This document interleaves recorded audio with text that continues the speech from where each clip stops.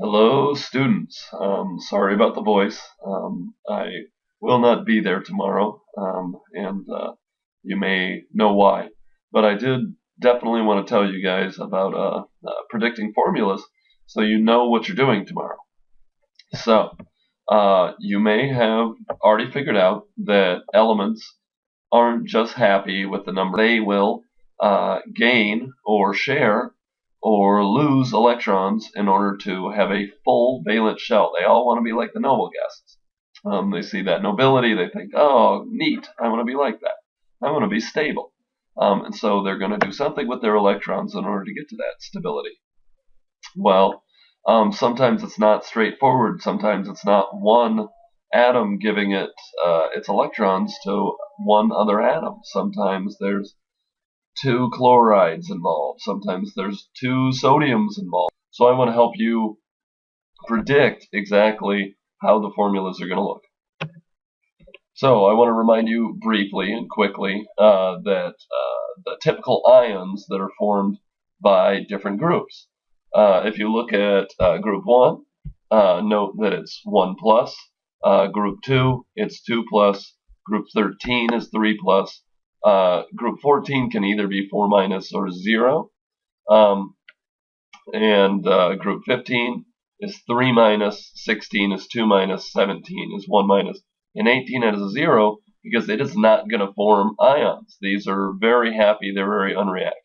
But these form ions in order to get to 8 valence electrons because in this group, when they lose an electron, then it has a full shell underneath, so it's just like a noble gas. Group 2, it loses 2 electrons. That's how we get the 2 positives. 13 is 3 electrons, the 3 positives. Whereas over here, they're gaining electrons.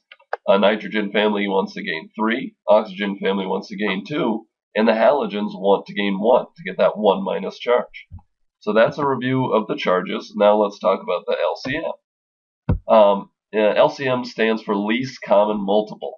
And that is the smallest integer that is divisible by both numbers, which is kind of a fancy word for the number that they both go into, the smallest one they both go into. So let's talk about two numbers. We have 3 and 4. Maybe you know this, but if you don't, if it's a more complicated number, you could predict it. And the first thing you would do is start by listing multiples of each number. So for 3, if we have 3 times 1, we have 3. If we have 3 times 2, we have 6. 3 times 3 is 9. 3 times 4 is 12. 3 times 5 is 15. For 4, we have 1 times 4 is 4.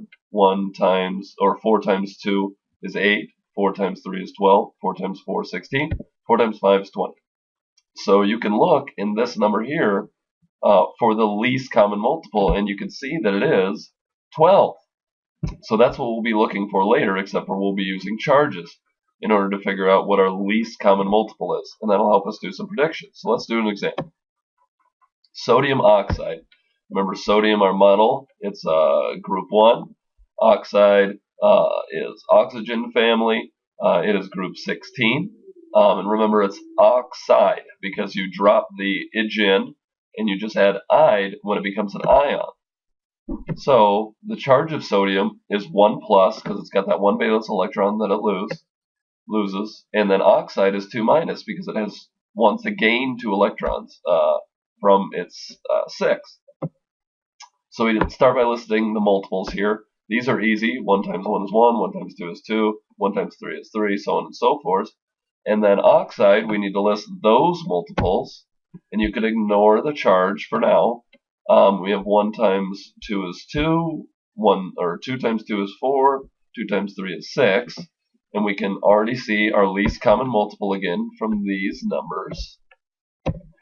We see it's going to be 2. But here's where it gets a little bit tricky.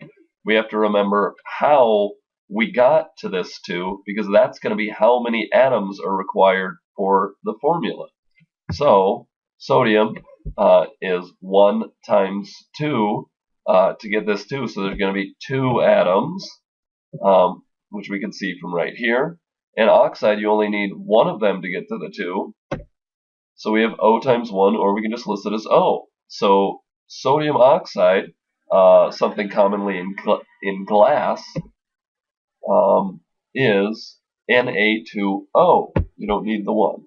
And in order to check this, we can do the math. So we can take the number of atoms times the charge plus the number of atoms times the charge for both sides, and it should balance out because the whole formula, the whole molecule, the whole compound should be 0, neutral solution.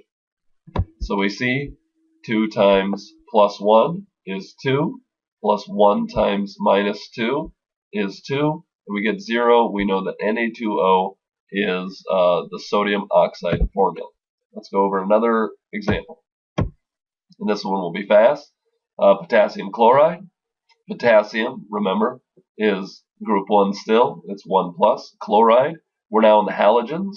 Halogens only have a 1 minus charge because they only need that 1 electron. And then we do our multiples again. 1, 2, 3, 4, 5, 1, 2, 3, 4, 5, 1, 2, 3, 4, 5, 1, 2, 3, 4, 5. This one's easy. Both of them are going to be 1. Both of them are going to be 1. We can see that already. And it's just going to be 1 times 1, so we know that potassium chloride, when we add the symbols, 1, 1, is KCl.